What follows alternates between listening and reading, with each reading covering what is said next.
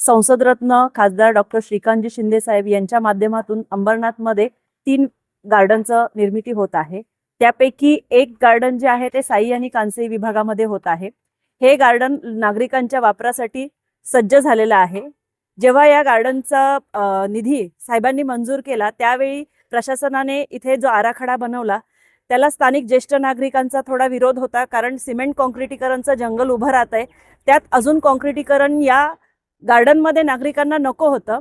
त्यानुसार साहेब स्वतः इथे व्हिजिटला आले, नागरिकांचं मत त्यांनी ऐकून घेतलं, त्यानंतर त्यांनी प्रशासनाला सूचना दिल्या, त्यानुसार या गार्डनची निर्मिती करण्यात आली आहे। अंबरनाथमधील पहिलं असं गार्डन आहे ज्या ठिकाणी गार्डनमध्ये मचान करण्यात आलं आहे।